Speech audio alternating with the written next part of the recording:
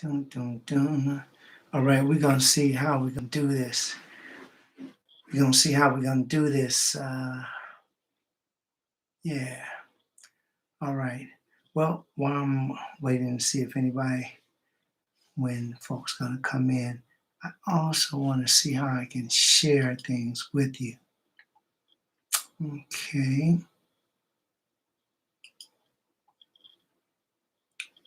Let's see here. Do. Can't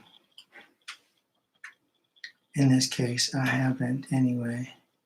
Let me see here. Hmm. Mm, mm, mm, mm. All right, I'm just waiting around for people to come on in here. Now it's been almost a minute, and I just want to talk to you about mucus. Mucus is really a powerful subject, and I'm Dr. Fareed Zarif, and I am definitely here because I am here to make the world eat differently. We're here to teach the world how to eat. Here to teach the world how to eat because what we see now is a very, very unhealthy story, and we want to get people to be wiser, right?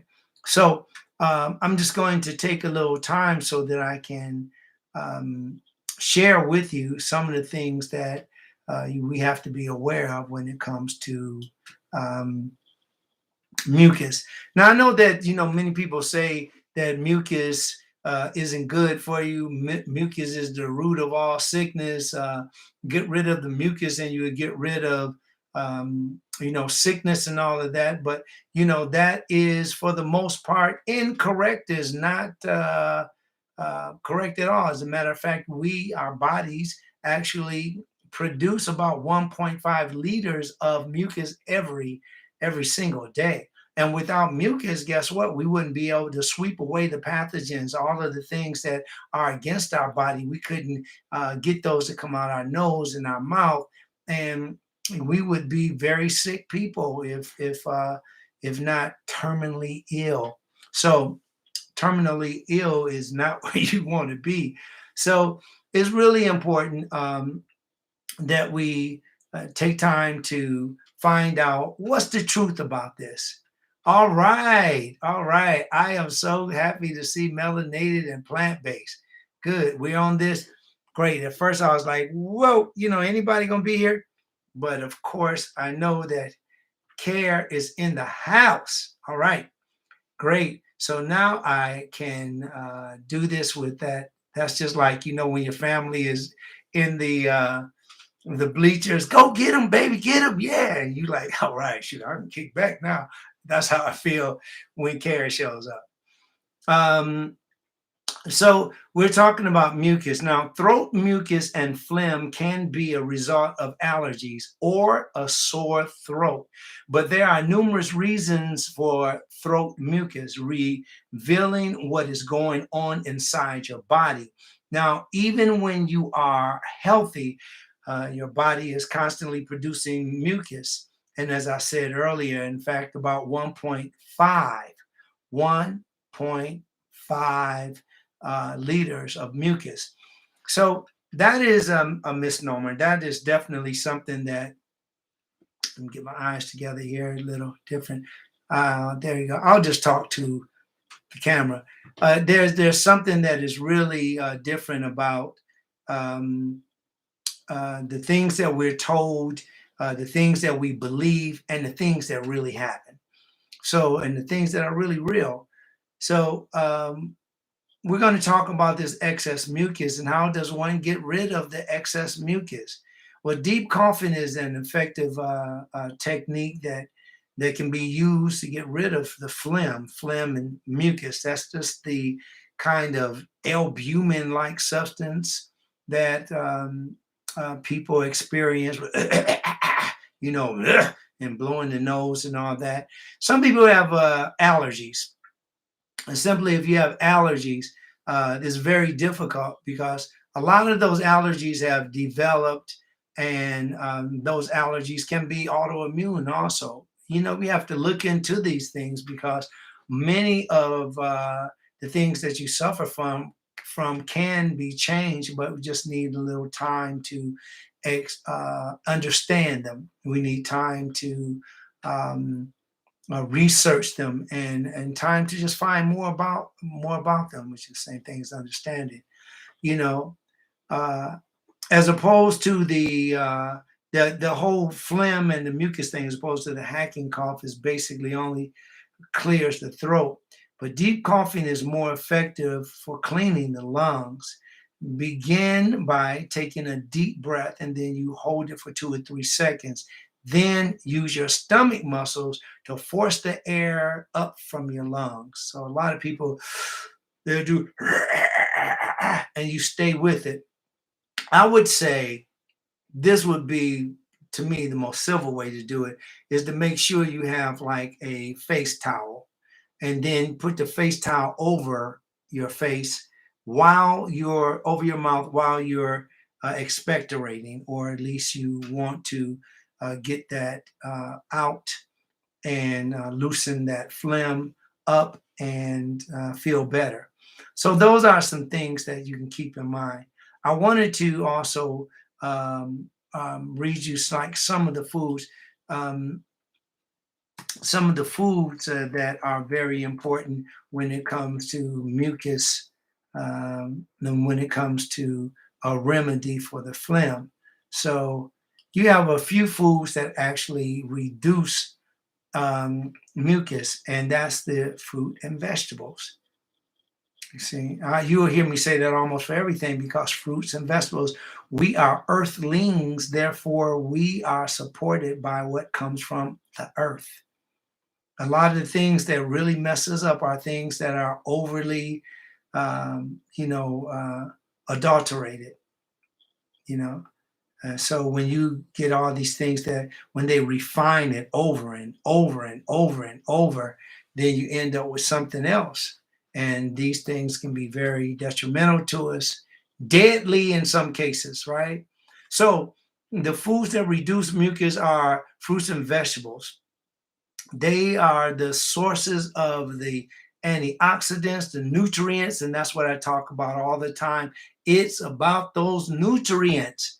So you want the vitamin A, the B vitamins, vitamin C. You want to make sure you have vitamin D. You want A, D, E, and K. They're all fat solubles, and the other are water soluble, except vitamin B12 acts just like a fat soluble vitamin. So vitamin B12, the cyanocobalamin, is definitely different than the other B vitamins. But keep that in mind. Here are some of the additional supplying nutrients.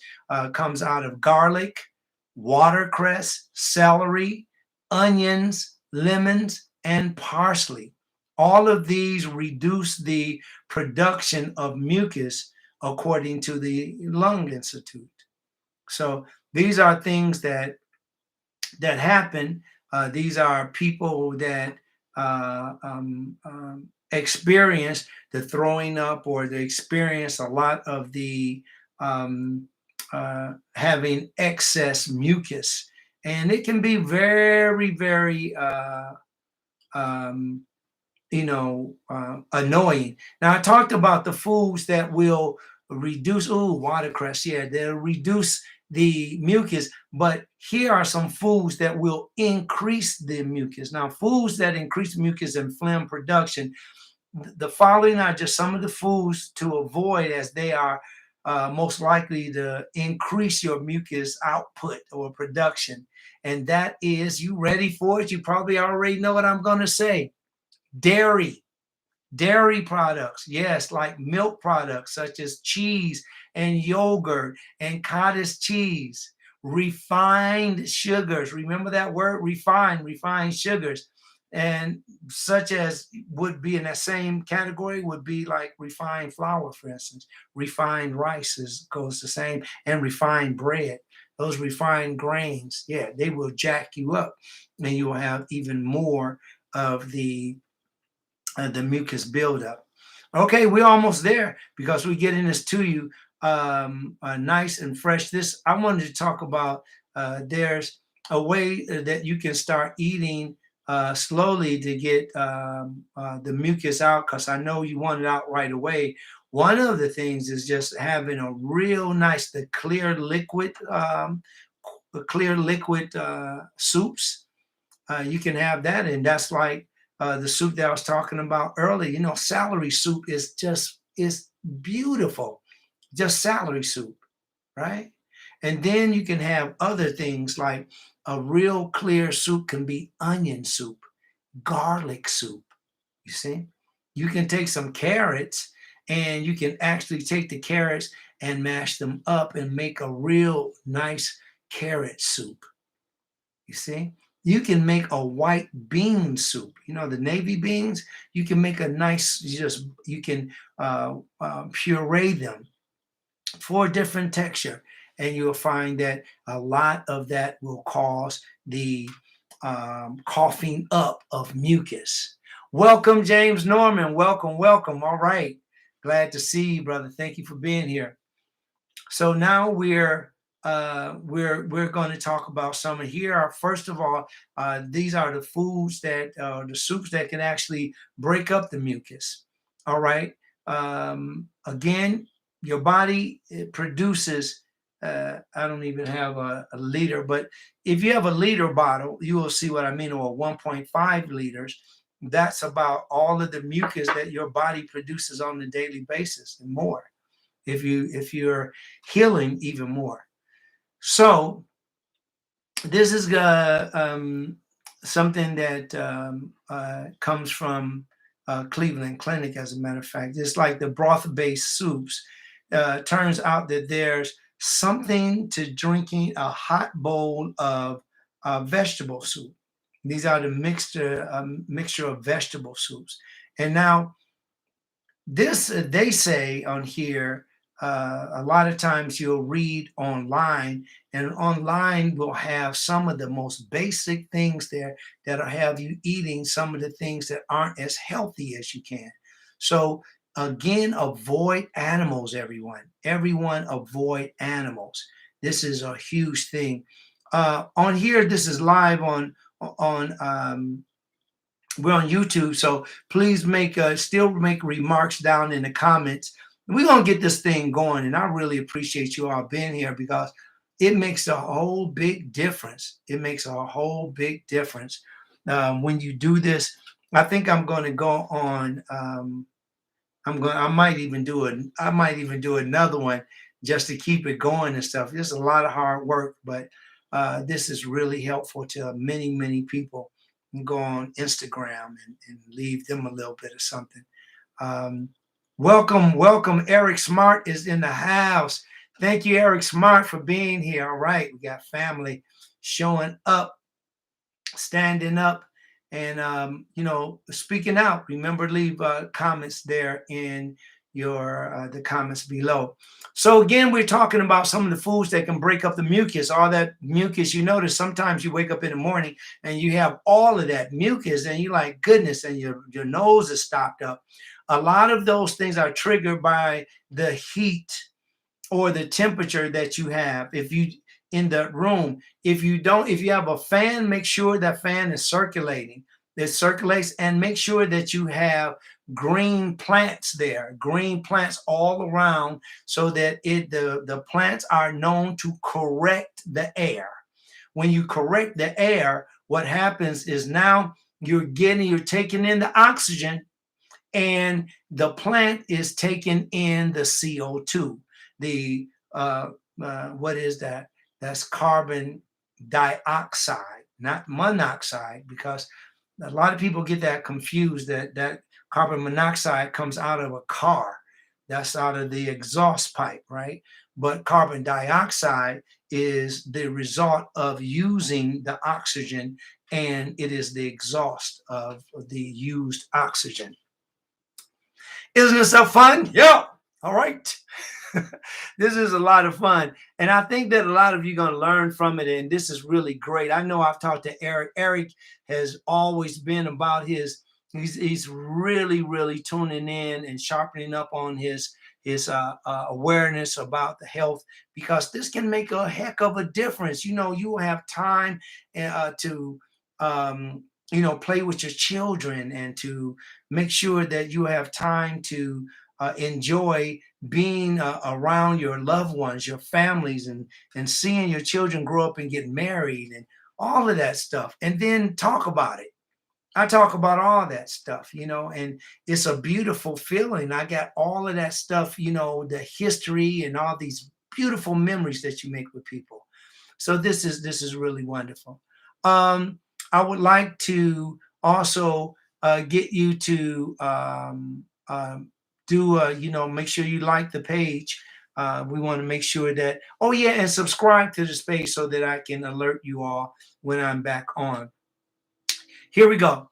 The very first thing, as far as mucus, we talked about the broth-based soups, and that's just like the clear soups. They're very similar to the clear soups, but the broth soups are rich in nutrients, and they can help loosen up the phlegm, and they can reduce congestion. Then next we have the clear liquids. Now these clear liquids are just like soup, but it's mostly very, it's like water and tea, very clear, like if you take onions and you just take that the taste from those onions, or if you take maybe like I said, some carrots, and you make a soup out of that, or you take some garlic is really, really good. It's one of the world's best antibiotics. It's natural antibiotics. I didn't say antioxidants, but it is. But I'm letting you know that it is really great there. Then next you have omega-3 fatty acids. Now the omega-3 fatty acids are healthy, and they're unsaturated fats, meaning that they don't solidify at room temperature. Along with those fatty acids, you have some of the plant-based fatty acids, because again, many of the books that come out, especially in today's knowledge, you'll get some that will be talking about phytos, which means plants. But we are talking about the nuts now. And the nuts many times are in the same category as legumes. So walnuts, flaxseed and flaxseed oil, soybeans and soybean oil, canola oil, chia seeds, and pumpkin seeds. Remember, if you don't get all this, it's going to be on YouTube. It'll be there for eternity. What is that word? Perpetuary, something like that. I forget. But it'll be there a long time. So next we have alliums. Now, alliums are a class of vegetables that include garlic, onions, scallops, and leeks. Now, these are also very, very good products that you can use to, first of all, they're high in antibiotic properties. So for an infection, if you have soreness in the gums, if you have any type of infection in your stomach, if you like, it might be some soreness from IBS, irritable bowel syndrome, or it might be some kind of reverse peristalsis where it's causing you to spit up a lot. All of that, these are very wonderful. There's a lot of benefits in garlic. You got to read, and I mean, it's a lot of great benefits in garlic. All right, we're almost there, everyone. Thank you again for your patience and really being here. Fiber-rich foods. Now, fiber-rich foods are like fruits and veggies and legumes and whole grains. All of these help to keep your phlegm levels healthy. Okay, all of these foods, and you notice I am not mentioning any dairy products, because dairy products makes it worse. Keep that in mind. Next, spicy foods. Now, spicy foods, this is really good because spicy foods actually helps to reduce mucus. There is a very powerful active ingredient in spicy foods, which is called capsaicin. And that capsaicin is the active ingredients that makes it as hot as it is. And sometimes you can take the capsaicin and or you can take the red pepper, or you can take the jalapeno pepper, and what's the other one? Habanero, and all of those hot peppers. they actually, if you don't overdo it, it's good for your body, wakes your body up, and it protects your body from foreign substances, different pathogens, bacteria. It's just absolutely wonderful. We're almost there. Histamine is next. Now, histamine rich foods, or foods that prompt your body to produce histamine. Histamine, by those who don't know, is what like you'll hear. I know you'll remember this. Antihistamines are those are the medicines that keep you from sneezing. Histamine will keep you sneezing and helping you to expectorate the mucus. So you do want that.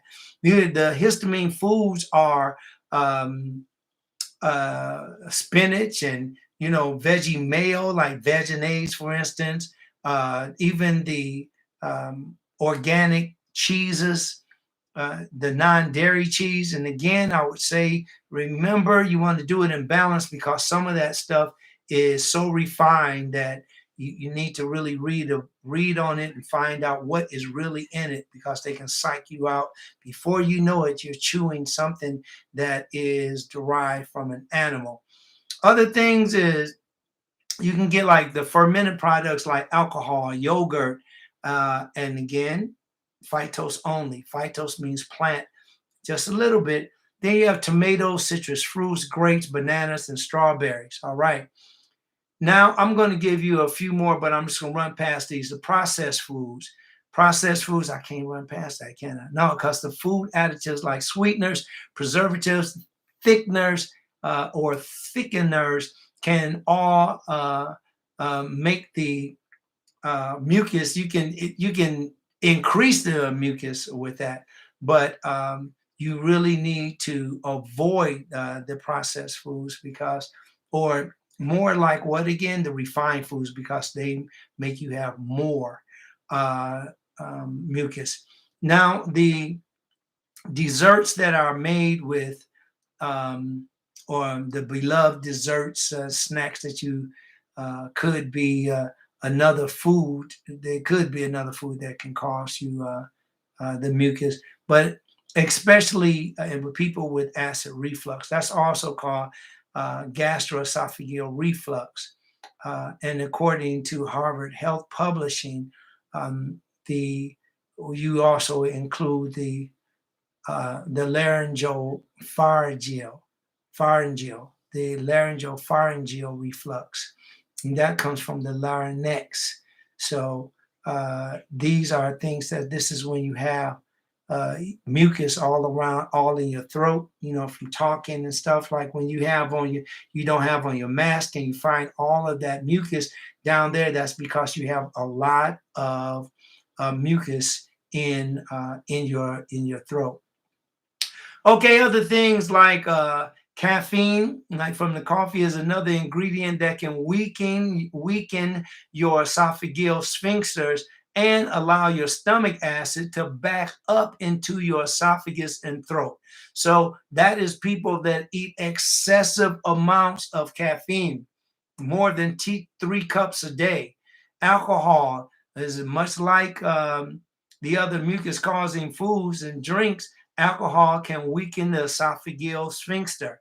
So don't overdo it. If you get a glass of wine, fine, but a glass of wine 3 times a day, no. Carbonated, excuse me, the carbonated, just remind me of Cecilia when I do that. Um, the carbonated beverages are no. Anything that has effervescence and bubbly, that could really mess with your epithelial tissue and cause what are they called? This is when it's called the uh, little burns in your stomach. They're called ulcers, and this can really mess up, cause you a lot of pain. These open ulcers, bleeding ulcers, ULCERS. So look that up. According to John Hopkins Medicine, other foods that produce mucus by triggering reflux and phlegmy side effects include fried food, chili powder or pepper, tomatoes, citrus fruits, peppermint, fatty meats like bacon, and dairy like cheese. Okay, so the causes of mucus is a thick fluid that lubricates your tissues and acts as a first line of defense against incoming infection. Keep that in mind. When people telling you the opposite, you would get rid of the mucus, and because that causes a sickness, you're being misinformed. That's all I got to say about that. And then there's other things that causes mucus. Illness causes it, food allergies, histamines, and pollution. Okay. Thank you very much, everybody. Make sure that you keep in contact with me by select the bell so that I'll be able to notify you when we're on. A lot of people will be seeing this after the fact because the after they're on and they know that we were on YouTube, they'll listen. I'm going in about 2 hours straight now. Looking good. I'm going to one more. But keep these things in mind. Thank you very much. Make sure you like us up there where the thumbs up. Please just like us. That'll help tremendously. I know it's something to get used to. And make sure that you also just click the bell because this will show that you're a subscriber, and put your comments below. I say this again, I will comment or reply to your questions and your comments. I appreciate you so much. Thank you so much. For those you want to keep in contact, just make sure that you go to Twitter _executive life Instagram _executive life diet and Facebook is Executive Life Diet. That's where you're here now. And I really appreciate you being here. Thank you so very, very much. And we'll see you on the next one. Peace.